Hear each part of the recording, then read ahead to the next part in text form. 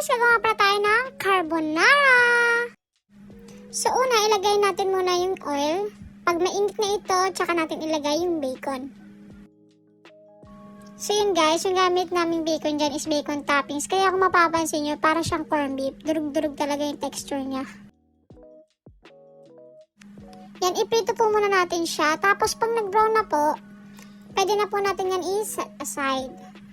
Yung kalahati po niyan is panghalo mamaya, tapos yung kalahati po is pang toppings.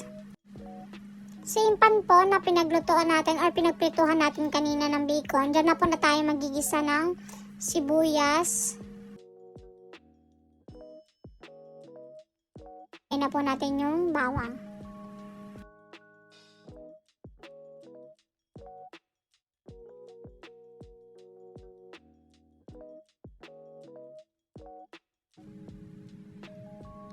Pag okay na po, pwede na po natin ilagay yung mushroom. Hindi na po natin yan piprituhin. Papadaanan lang po natin yan sa pan. And then, lalagay na po natin yung cream of mushroom.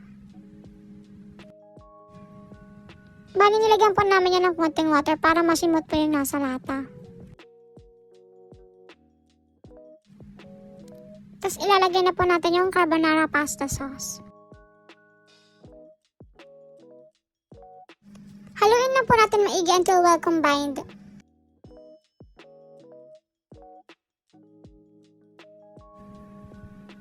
Diyan na po natin ilalagay yung bacon kanina na pinirito natin. Kalahati lang po.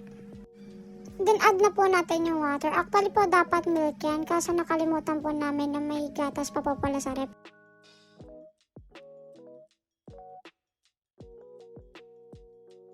Pero ayan po, naihabal naman po namin yung gatas.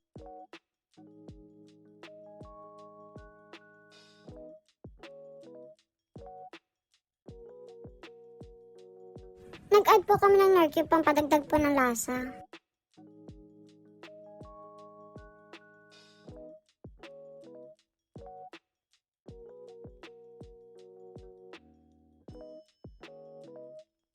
Instead of salt po ang ginawa namin, cheese na lang yung pampaalat namin. Guys, kung medyo naaalatan kayo, mag-add na lang kayo ng milk. Or kung medyo natatabangan kayo, mag-add na lang po kayo ng cheese. Kasi para sa akin, mas malasa po yung cheese eh. Yun lang po. Salamat!